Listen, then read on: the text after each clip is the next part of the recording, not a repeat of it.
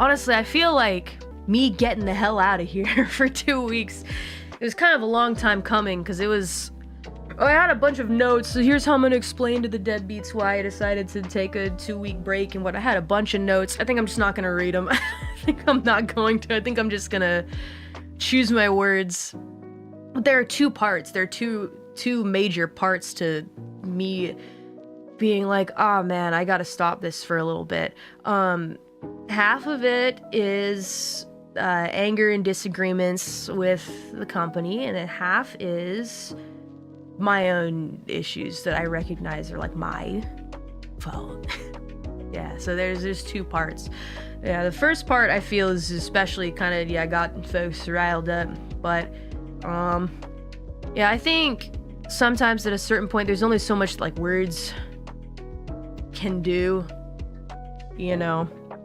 You like ask over and over again, hey, can we fix this? Hey, look, I don't agree with this. I don't think this is fair and whatnot. And all you hear back is, all right, we'll send in your feedback. And then you never hear back. And then another problem happens. And then you put it on the list. And the list gets longer and longer and longer. And then at a certain point, I'm like, well, I'm going to do something now. Every workplace ever. Exactly. Every workplace. So my case isn't exactly special or anything like that. I do want to say it was not my intention to scare you guys, but I wanted to get Cover's attention. This is what it was. I wanted them to message me and say, all right, what's going on? And I'm like, I'm happy you asked. And I wrote like the longest paragraph I've ever written in my life to my manager, who's done nothing wrong, by the way. And so I feel terrible, but I did what I had to do. And I feel like, it's just tough. I felt like there was nothing I could do. And one thing that I feel like is extremely like strong, my strong point that I'm actually really proud of, is that I have a very strong will. I'm like an extremely willful being, where I believe that if I put my nose to the grindstone and work super hard and just always go at it and give 100%, someday something good's gonna happen for me. And look at all the freaking wonderful things that have happened because of that. So I live with that like mindset, right? And so I felt like I lost my will. At a certain point, it sounds all dramatic, but I really did. I felt like it was gone. At a certain point, there was like a very specific straw that like broke the camel's back. That I might mention a little bit. My behavior's been a little rebellious though since I got kind of ticked off. And I do kind of feel a little bad about it, but at the same time, when words aren't enough, you kind of have to take action. And I think the really rough situation, the rough truth of it is that I think a lot of people see me as like one of Cover's like biggest supporters. I've like gone to bat for Holo like so many times as somebody who in the beginning was like on the fence, and then I became such a huge Holo fan, it just became a part of me, and so I think people see me as somebody who's always, especially recently, gone to bat for Cover, and so I know the weight of my words when I say, I'm having issues with them, but so many other people have also done the same, and I've just kind of like, been quiet, but there's a reason for that. I'll give you the main reason why I don't usually voice my complaints publicly, because it's a really complicated situation, but no matter what way you look at it, we, like us talents, we are Hololive. Like, and if people stop supporting Hololive, as much as there's this beautiful sentiment of I want to support the talent, I want to support them, as so wonderful and pure-hearted as that sentiment is, if folks stop supporting Hololive, then we will stop being supported. And it's like a balancing act that, oh, the only way that I can get their support back is if I like go indie or something like that. And I don't want to do that. I mean, look at the opportunities that I've gotten here because I'm here, and look at, you know, what they've, you know, done for me. And even putting that aside, like Apple, Gundam, like these are things that I would love to see a world where independent talents get a chance to get those opportunities. But as it stands right now, it's like a 0.01%. And it's so frustrating because I feel like if I complain too much about the company outwardly, people will be like, all right, well, screw it. Mori's not happy there. I can't support Cover anymore. I can't support Hololive anymore. They leave, and then they're gone until I leave. And it's such a freaking hard situation to deal with. So that's the main reason why I don't speak very openly about issues that I have. But there was like a straw that broke the camel's back situation here, and because I don't want to leave, because I really love being in Hololive, and all the girls that are here are so talented and cool, and my friends, and some of them feel like family to me, and I don't want to leave. Because of that, I said to Cover, like, we got to talk about stuff, and there are these issues that I need you guys to like listen to me. And I wrote up my whole list, and you know, a lot of my main like anger, which has been building recently, is about the show, the concert. I want it to be good, and I think the staff like hear me kind of loud and clear. So I'm not the only one complaining about this stuff. It's been rough. In regards to the Ian 4th concert, how I feel about it. I think it's going to be a good show, but it's been really frustrating myself and some others. There's just too much stuff. Obviously, behind the scenes, I can't give details. I have to be vague. Contractually, I have to be vague.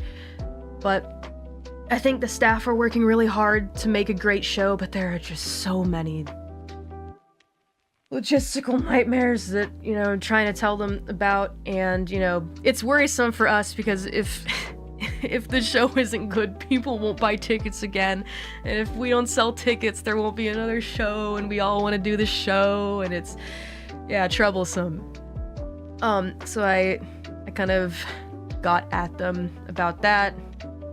You know, there are, like other things that I'm, you know, unhappy about, and I can't like give, of course, details, but you know, in terms of like collaborative like merchandise, you know, and whatnot, you know, if you compare that to talent premium goods and whatnot, you know, I want the deadbeats to buy the talent premium goods, right? Because I get the majority share for that, you know, but then, oh, really cool brand wants to collab with you, like, how about it? I'm like, yeah, let's go, what's the percent? And I'm like, well, now I kind of don't want to do it anymore, you know? So I'm negotiating with them on how we can change that for everyone, maybe, you know?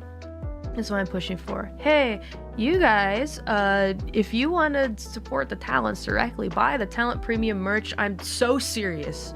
That is the main thing that you can do. Of course, the situation with having to pay, you know, a little extra money on things from Japan does not make things much better, so I understand why, you know, it might be kind of difficult to do right now. And maybe it is easier to like, oh, you're walking through Hot Topic, you see a Mori shirt, I'm gonna grab that, you know? It's just easier, right? But, so I'm fighting with them about that. But I feel positive about it. I feel like they're listening to me. And then also just, I have a lot of, just like general feelings, about EN within Holo.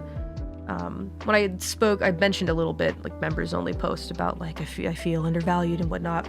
It's not necessarily just me, because look at all the cool shit I've gotten to do, right?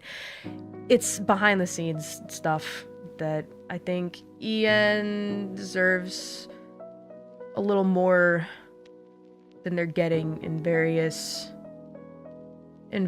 points, I guess. It's just the drinking show. No, well, I mean, that, I'll be honest, I was kind of like, huh?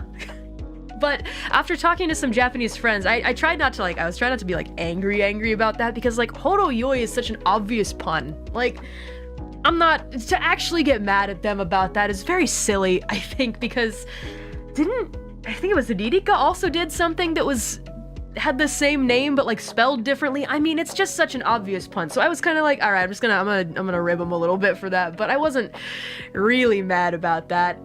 It did kind of make me think though, and I had a thought about even things like voice pack, like script and stuff like that. I was like, I think it's really nice that we can request to have, staff write them for us, but like when it comes to EM members, I'm like, they really don't watch us or know us, huh? Little things with like, messing up some EM talents' names or confusing them, during certain times. I'm like, did you not know that this was Iris and not Bibu or something like that? It's just things like that, like they piled up over time. And I started thinking to myself, I don't know how this makes me feel, I mean, I think EN as a whole, there are little things behind the scenes. I wish I could give you more details, but some things are better left unsaid, I think. And just know that I think EN could be treated a little bit better behind the scenes, and lazy middle management. There's also that as well. So I complained a lot about that. A lot. Kind of in very intense words. Yeah, but the good news is, there is, good news to all of this. That, I had like a big meeting with them and I gave them my long paragraph of things that, I'm unhappy about and I think you guys need to fix this and whatnot. And, of course there's a lot of, oh, well, we'll see what we can do. But I also, they gave me like a date when they were going to get back to me with the whole list of answers. And I asked, can I have a meeting with higher ups if I need to at a certain point? Because these things, I want them to be fixed. And I don't think they want me to go away. So I think that they will listen to me. And if they don't, then I'll just do it again. I'll stop streaming again and they'll go, wait, no, stop, is the hope. So I'll do it again. Yeah. So that's what's up. So I'd let it, bottle up inside of me for a long time, these, things, some weird decisions. The only reason that it pisses me off so much is because I don't want to leave this place. So my hope is that they'll work with me and we'll work together on it. It does feel positive. And I like the announcement that I read. Actually, this had nothing to do with me. And I think a lot of folks know that this had nothing to do with me. But Yago kind of taking over like the talent, like running like the talent structured management situation and whatnot had nothing to do with me. He told us about that like a little earlier, actually. So we knew it was going to happen, and that did reassure me a lot. We'll see what happens though, I can't be in a position to just come back and be like, everything's fine and they said they're gonna fix it. Because if I do that, then it's just me being complacent and going back to just, letting things that I think are unfair stand, just because I don't want to leave this place. So, you might see me get a little more,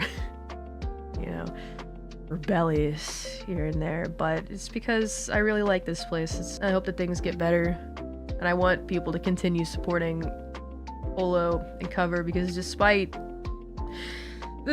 all their, dumb mistakes and whatnot, I still feel like it is the best place to be right now, that's just my opinion.